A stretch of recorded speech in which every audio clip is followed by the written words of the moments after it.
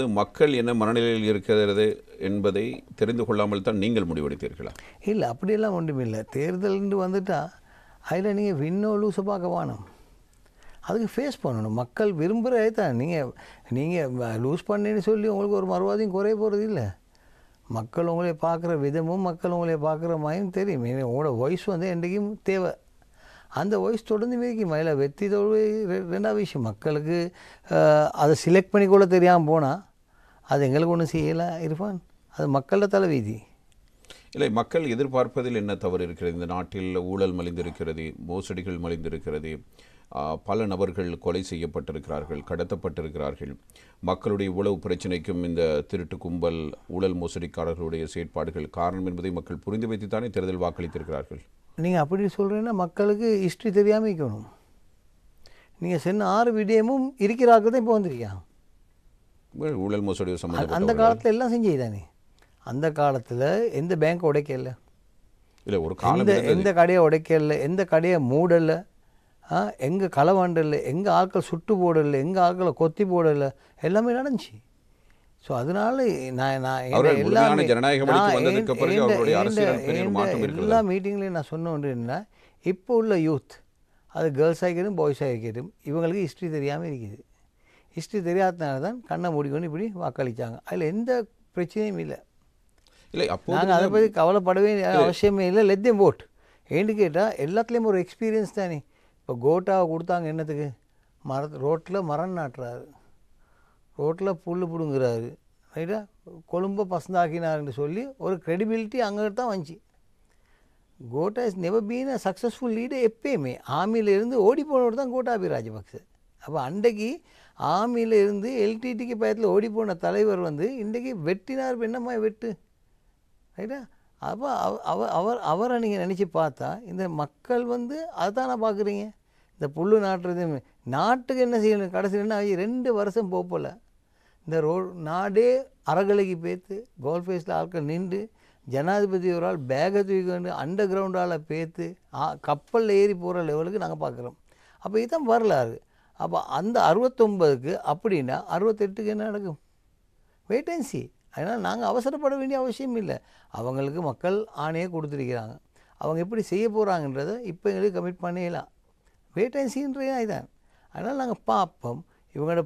என்னையை பொறுத்தளவில் எந்த விதமான எக்ஸ்பீரியன்ஸ் இல்லைன்றதை சொல்லணும். ரைட்?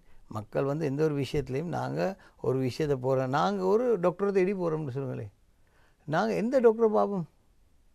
தண்ணியை கலந்து கொடுக்குற டாக்டர்னு பார்ப்போமா? அந்த அந்த நசலுக்கு தேவையான மருந்தை கொடுக்குற டாக்டரை தேடுவோமா? ரைட்? அப்போ இன்றைக்கு வந்து மெடிக்கலாக நாங்கள் பார்த்தாலும் கூட இன்றைக்கு எல்லாம் எப்படி சும்மா பெனடோல் 2 கொடுத்தாச்சு, வேறு என்ன செய்ய டேப்லெட் கொடுத்தாச்சு, ஒரு அந்த மாதிரி கொடுத்து ட்ரீட் பண்ணுற ஒரு செக்ஷன் இருக்குது. அந்த மனுஷன் நோய் என்ன என்று தேடி ஐடென்டிஃபை பண்ணிவிட்டு அந்த நோய்க்கு தேவையான மருந்து கொடுக்குறது இன்னொன்று. அப்போ இன்றைக்கு வந்து நான் சொல்கிற 2வது. ஓகே, இப்போ இவங்களுக்கு எக்ஸ்பீரியன்ஸ் இல்லை. அப்போ இவங்க எப்படி செய்வாங்கன்றது எனக்கோ உங்களுக்கோ இப்போ டிசைட் பண்ணிடலாம். இப்போ நாங்கள் பார்க்குற இன்றைக்கு 70 நாள் பிந்திட்டு, இந்த 70 நாள் பிந்தினத்தில் இருப்பான். நீங்கள் பாருங்கள், ஏதாவது ஒரு பாலிசி டிசிஷன் எடுக்கப்பட்டுச்சா? தேர்தல் 2 மாதம் அனுரகுமார் திசாநாயக்க பிரசிடென்ட் ஆகி இன்றைக்கு 70 நாள் பிந்திட்டு. அப்போ 70 நாள் பிந்தினா அவர்கிட்ட மேனிஃபெஸ்டோவில் இருக்கிற எல்லாத்தையும் இம்ப்ளிமெண்ட் பண்ணுறது தானே. அதுதான் வளமையாக ஜனாதிபதி ஒரு ஆள் வந்து எலெக்ஷனில் வந்துட்டாருன்னா அவரோட மேனிஃபெஸ்டோவில் இருக்கிற அந்த முறைப்படி எத்தனை நாளைக்குள்ளே செய்வேன்றதை அந்த முறைப்படி 1, 2, 3, 4 நாளைக்கு அப்படி இம்ப்ளிமெண்டேஷனுக்கு வரணும்.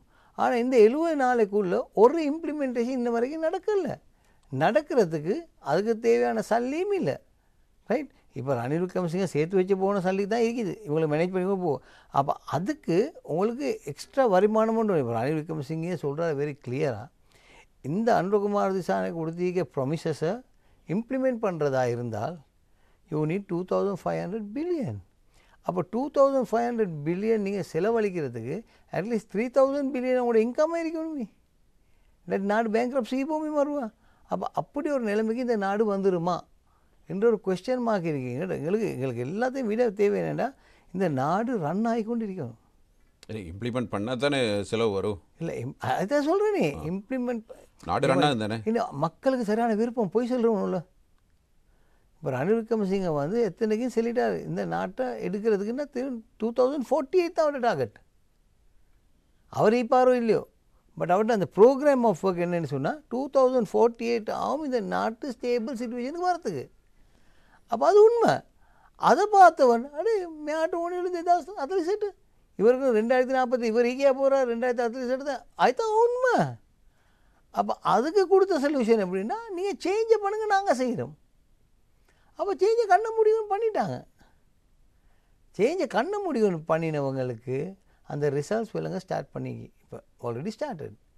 ஏன் இந்த காலத்தில் எவ்வளோ இம்ப்ளிமெண்டேஷன் பண்ணிலும் எவ்வளோ மக்களுக்கு ப்ராமிஸ் பண்ணதை கொடுக்கலும் இன்ன வரைக்கும் ஒன்றும் இல்லை.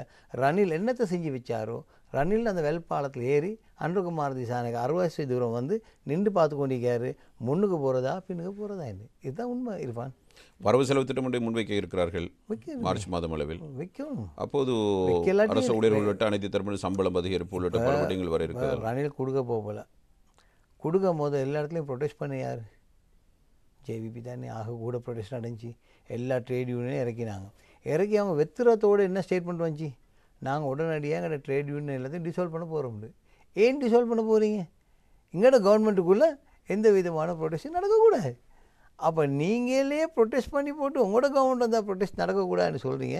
அதே மாதிரி நேற்று முதல் நீங்கள் பார்த்தீங்கன்னா ட்ரேட் யூனியன் லீடர் நாங்கள் இதை இம்ப்ளிமெண்ட் பண்ணுவோம், கவர்மெண்ட் பண்ணுவாங்கன்னு சொல்லலை, நாங்கள் இம்ப்ளிமெண்ட் பண்ணுவோம்னு சொல்கிறாங்க. பாருங்கள், அப்போ இவ்வளோ ஒரு பவரை கைக்கு எடுத்துக்கியான்னு பாருங்கள் இருப்பான். அப்போ இந்த நாட்டில் ஒரு சட்ட திட்டம் எல்லாமே இருக்குதானே.